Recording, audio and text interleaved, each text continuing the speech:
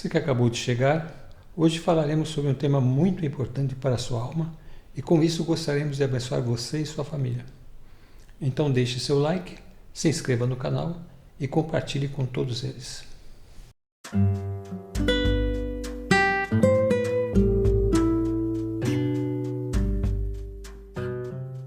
Olá pessoal, bem-vindos a mais um podcast Ciência da Alma. Olá pastor. Olá a todos. É um prazer estar com vocês. E hoje, pastor, qual é o texto que nós vamos estudar? Gênesis capítulo 13. Saiu, pois, Abrão do Egito e foi para o Neguebe com sua mulher e com tudo o que possuía, e Ló foi com ele. Ele partiu do Neguebe em direção a Betel, indo de um lugar a outro, até que chegou ao lugar entre Betel e Ai, onde já havia armado acampamento anteriormente, e onde, pela primeira vez, tinha construído um altar. Ali Abrão invocou o nome do Senhor. Ló, que acompanhava Abrão, também possuía rebanhos e tendas, e não podiam morar os dois juntos na mesma região, porque possuíam tantos bens que a terra não podia sustentá-los. Por isso, surgiu uma desavença entre os pastores dos rebanhos de Abrão e os de Ló. Nessa época, os cananeus e os ferezeus habitavam aquela terra. Então Abrão disse a Ló: não haja desavença entre mim e você, ou entre os seus pastores e os meus. Afinal, somos irmãos. Aí está a terra inteira diante de você. Vamos nos separar. Se você for para a esquerda, irei para a direita. Se você for para a direita, irei para a esquerda. Olhou então Ló e viu todo o vale do Jordão, todo ele bem irrigado até Zoar. Era como o jardim do Senhor, como a terra do Egito. Isso se deu antes do Senhor destruir Sodoma e Gomorra. Ló escolheu todo o vale do Jordão e partiu em direção ao leste. Assim os dois se separaram. Abrão ficou na terra de Canaã, mas Ló mudou seu acampamento para um lugar próximo a Sodoma, entre as cidades do vale. Ora, os homens de Sodoma eram extremamente perversos e pecadores contra o Senhor. Disse o Senhor a Abrão, depois que Ló separou-se dele: de onde você está, olhe para o norte, para o sul, para o leste e para o oeste. Toda a terra que você está vendo, darei a você e à sua descendência para sempre. Tornarei a sua descendência tão numerosa como o pó da terra. Se for possível contar o pó da terra, também se poderá contar a sua descendência. Percorra essa terra de alto a baixo, de um lado ao outro, porque eu a darei a você. Então Abrão mudou seu acampamento e passou a viver próximo aos carvalhos de Mamre, em Hebrom, onde construiu um altar dedicado ao Senhor. Depois que eles saem do Egito, então aqui no verso 1 já vai dizer que Abrão sai do Egito e vai para o deserto do Neguebe. Esse deserto ele fica ao sul de Israel. E ali então eles ficam até um período. No verso 3 diz que ele partiu do Neguebe em direção à cidade de Betel, aquele mesmo lugar que ele já havia ficado no capítulo 12. E ele chega então em Betel e se coloca ali entre Betel e a cidade de Ai, aquele acampamento que ele tinha feito anteriormente. Aqui começa a relatar a partir do verso 5 que Ló estava junto com Abrão e os dois tinham muitos rebanhos. E no verso 6 diz que por eles terem tantos rebanhos, a terra não podia sustentá-los. Então houve uma desavença entre os pastores de Abrão e de Ló. E então aqui começa o motivo da separação dos dois. Nós temos uma referência, Gênesis 36, 7. Os seus bens eram tantos que eles não podiam morar juntos. A terra onde estavam vivendo não podia sustentá-los por causa dos seus rebanhos. Veja, pastor, que tudo acontece. O Senhor começa a prosperar a vida de Abraão por causa do chamado que Deus faz. Ele vem com a bênção de Deus e quem está com ele é abençoado. Veja que Ló também começa a ter grande bênção. Abrão toma a palavra e fala: está havendo conflito entre os pastores, eu não quero me desentender com você porque você é um parente chegado, é como se fosse um irmão. Então também para resolver os conflitos, aqui a gente vê que às vezes tem que haver um diálogo. E a gente vê que Abrão inicia o diálogo para que essas desavenças acabem e os dois possam então viver em paz. E a gente vê aqui a natureza dos servos de Deus, que ele tem uma natureza totalmente pacificadora. Vê que ele já viu o conflito, foi lá e resolveu. Olha, você é muito mais importante para mim do que essa briga que está havendo aqui. Então escolhe o que você quer. Se você for para a direita, eu vou para a esquerda. Se você for para a esquerda, eu vou para a direita. Não foi isso? Então no verso 8, aqui de Gênesis 13, Abrão diz para Ló: não haja desavença entre mim e você, ou entre os seus pastores e os meus. Afinal, somos irmãos. Quer dizer, você é muito mais importante para mim do que tudo isso que está acontecendo. Olha a natureza da personalidade de Abraão. E no verso 10, então, diz que Ló olhou e viu o Vale do Jordão, muito bonito, irrigado, e era como o jardim do Senhor, como a terra do Egito. Aqui, o que chama atenção nesse versículo 10 é que quando ele viu todo esse Vale do Jordão todo bem irrigado, até Zoar, essa cidade aí, ele viu esse vale como o jardim do Senhor, né? Um paraíso. Lá, né? Tem tudo do bom e do melhor. Mas aqui nós temos uma referência que vai mostrar como nem tudo que a gente vê como bonito e perfeito é aquilo mesmo. Em Gênesis 13:12, Abrão ficou na terra de Canaã, mas Ló mudou seu acampamento para um lugar próximo a Sodoma, entre as cidades do vale. Então ele se mudou para aquela cidade que ele falava que era o jardim do Senhor. Ficou ali nesse lugar verde, maravilhoso, onde tinha muitas festas. E então o Senhor vai falar no versículo 13. Gênesis 13:13. Ora, os homens de Sodoma eram extremamente perversos e pecadores contra o Senhor. Olha, então eles faziam pecados aí como o perverso Caim. Cometiam pecados de mortes, pecados morais, que o Senhor abominou essa cidade a tal ponto de destruí-la. E ele foi para essa cidade. Talvez tinha alguma coisa aí já na natureza de Ló, que Deus já separou Ló de Abraão. Apesar de Abraão, como nós falamos no episódio passado, ter ficado muito triste, mas o Senhor já viu aí essa natureza dele, de querer ir para uma cidade que tinha essas pessoas.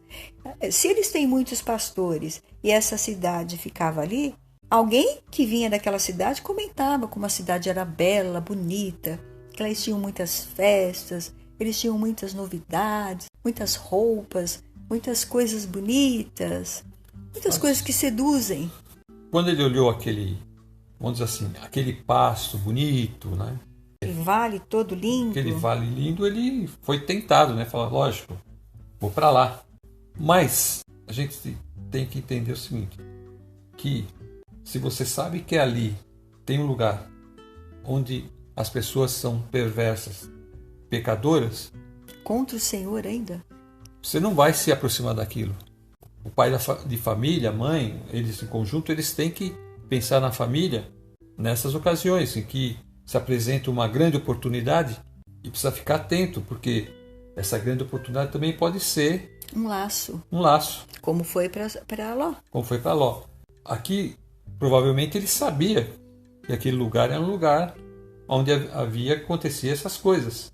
O texto está dizendo que como era a cidade. Então ele jamais devia ter se aproximado desse lugar. Porque conforme as pessoas vão indo de um lugar para outro, elas trazem as notícias. Então eles tinham os seus correios e eles provavelmente ficavam conversando com os pastores, né? E essas conversas chegavam até Ló. Ló se interessou e foi para esse lugar que ele só vai ter dor de cabeça desde quando ele chega ali até quando ele sai. Então aqui também nós temos referências para fazer aí sobre esse capítulo que nós estamos lendo. Nós temos Gênesis 18, 20 e 21. Disse-lhe, pois, o Senhor: as acusações contra Sodoma e Gomorra são tantas, e o seu pecado é tão grave, que descerei para ver se o que eles têm feito corresponde ao que tenho ouvido. Senão, eu saberei. Está revelando para Abraão o que ele vai fazer. Então, Ele está falando que ele recebeu, através de orações, as acusações contra Sodoma e Gomorra são tantas, seu pecado é tão grave, que descerei. Ele estava ali, então ele vai sair desse lugar que ele está, vai descer com Abraão até que eles vão fazer aquele diálogo, onde Abraão vai interceder pela cidade, como nós já falamos no episódio passado. Outra referência, Judas 1:7. Igualmente Sodoma, Gomorra e as cidades vizinhas, que também se entregaram à imoralidade e adotaram práticas contrárias à natureza, foram postas como exemplo do castigo de um fogo eterno. E então Judas começa a dar exemplos, e um dos exemplos que ele dá é Sodoma e Gomorra, que diz que elas se entregaram à imoralidade de tal forma só poderia vir os juízos sobre elas. E foi o que aconteceu. Elas foram postas como exemplo do castigo de um fogo eterno. Para aqueles que fazem a mesma coisa hoje. Estão cometendo impiedades, estão praticando coisas que desagradam a Deus. Por quê? Porque elas estão não só prejudicando a si mesmo, como o seu semelhante. E tudo que é feito contra o seu semelhante ou contra você, fere a Deus, porque o homem é feito segundo a imagem e semelhança de Deus. Então, se nós fizermos algo que nos machuca ou machuca o nosso semelhante, nós estamos ferindo Deus. E virá sobre nós o castigo, porque Deus quer nos corrigir. Se Ele vê que você está se ferindo e que você ainda tem conserto, porque está vendo que você tem um coração voltado a aceitar uma orientação boa, você vai conseguir chegar lá e vai ter um caminho bom. Isso a gente pode aplicar para as famílias da seguinte forma. Em qualquer lugar que você está se aliando, coisa que você está se ligando àquilo, está ali participando daquilo, você precisa ficar atento às pessoas que estão ali naquele ambiente. E as práticas, porque se, por exemplo, você está num ambiente que pratica qualquer coisa contrária à sua fé, como cristão, então isso não é um ambiente para você. Você tem que ficar longe dessas pessoas. Para você poupar sua família e seus filhos. Então Deus nos alerta, ele mostra. Quando Ló vai para essa cidade, ele está correndo um risco muito grande. Expor a sua família aquelas práticas daquelas pessoas ali daquela região. E elas ficam seduzidas, porque quando você começa a ver as festas, e toda hora festa, e todo mundo te chama, parece tão bonito, não é tudo? Só que você nem está percebendo que o inimigo está te dando uma festa após a outra, e você não vai tendo tempo de buscar a palavra, de orar, e quando você vê, você já caiu na rede, no laço. Você não tem força para lutar contra o inimigo. Então você pode sim se perder, seus filhos podem se perder. Então veja que o jardim que ele chamou do Senhor era o jardim do Senhor, mas das trevas. Nós temos outra referência em segunda carta de Pedro, capítulo 2, e o verso 6, que diz: E reduzindo a cinzas as cidades de Sodoma e Gomorra, condenou-as à ruína completa, tendo-as posto como exemplo do que viria a acontecer com os que vivessem impiamente. Então, Sodoma e Gomorra é o exemplo para nós do que vai acontecer conosco se nós quisermos viver de forma ímpia. No caso, Ló estava andando com Abraão, viu o tio oferecer sacrifício a Deus, viu o tio adorar a Deus ali quando ele chegou na cidade, viu o testemunho do tio que Deus falou com ele, e ele foi morar aí. Então ele expôs a vida dele e toda a família dele. Não é à toa que depois aí nesse texto vai falar, como nós já lemos no episódio passado, que ele vai chorar, né? Ele vai se afligir em oração para que Deus vá até lá e derrame juízo. E Deus faz isso. Deus vai lá por causa de Ló, porque Ló é sobrinho de Abraão. Ele está indo lá por causa desse laço que Abraão prezou tanto, o laço de família. Deus viu que Ló era importante para o seu servo, Deus foi lá. Olha que Deus amoroso que preserva aquela pessoa. Então Deus ouviu a oração dele, porque ali, então aquilo começou a incomodar a alma dele, ele começou a buscar a Deus. Aqui em 2 Pedro 2,6, a gente percebe aqui que ele fala, tendo-as posto como exemplo do que viria a acontecer com os que vivessem impiamente. Então, toda vez que existe a impiedade na terra, ela não vai ficar sem juízo. Deus vai enviar o juízo. E hoje também nós sabemos que Deus está preparando um juízo para todos aqueles que agem dessa maneira.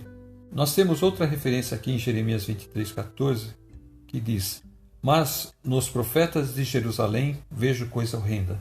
Cometem adultério, andam com falsidade e fortalecem as mãos dos malfeitores para que não se convertam da sua maldade. Para mim, todos eles se tornaram como Sodoma e os moradores de Jerusalém como Gomorra. Quem é como nosso Deus, que expõe o pecado do povo e não esconde nada? Você acha que existe alguma família na terra que quer expor a sua vergonha a público? Aqui o Senhor na Bíblia expõe a vergonha de todos os povos. Ele pecou, o Senhor mostra. Então, o Senhor tinha chamado essa nação, como nós estamos lendo aqui, para ela ser uma nação exemplo para todas as outras nações. E agora aqui, depois que a nação já está formada, Jeremias está sendo usado aí, Deus falando na boca dele, que os profetas de Jerusalém cometiam adultério, andavam em falsidade, fortaleciam as mãos dos malfeitores para que não se convertam da sua maldade. Então eles ajudavam os malfeitores, não é? O Senhor está revelando isso, mostrando ao público. E ele diz: para mim todos eles se tornaram como Sodoma e os moradores de Jerusalém como Gomorra. Quer dizer, eles estavam tão perdidos quanto aqueles, porque já tinham se vendido à imoralidade. Quem faz coisa errada, o Senhor mostra. E aqui no mundo também, as coisas que os homens estão fazendo escondido, tudo é revelado. Eles pensam que conseguem esconder. Deus revela tudo, tudo. Nada vai passar escondido do nosso Deus, porque todo homem tem que se apresentar diante de Deus. E aí vai ser julgado pelas suas obras. Nós temos outra referência em Ezequiel 16, 49 e 50. Eis que esta foi a iniquidade de sua irmã Sodoma. Ela e as suas filhas foram orgulhosas, tiveram fartura de pão e próspera tranquilidade, mas nunca ampararam os pobres e os necessitados.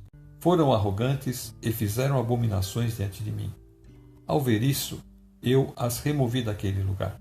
Olha, então o Senhor tirou, apagou elas do mapa, né, com seus moradores e tudo, exceto Ló e suas filhas.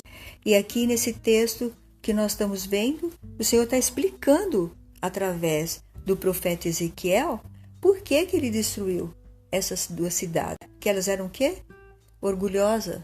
Elas tinham muito, mas não cuidavam do povo. O povo passava muita necessidade.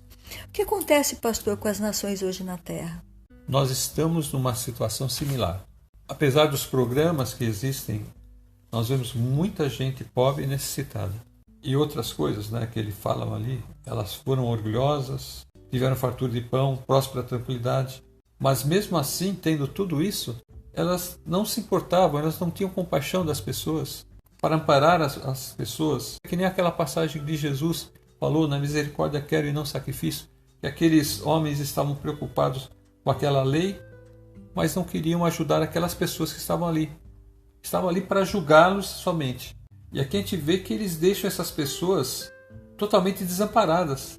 E tinham fartura de pão e próspera tranquilidade, quer dizer, elas estavam seguras ali, tinha muita coisa boa para eles na cidade, porque eles tinham toda a planície para eles ali, não é? Era uma planície muito regada.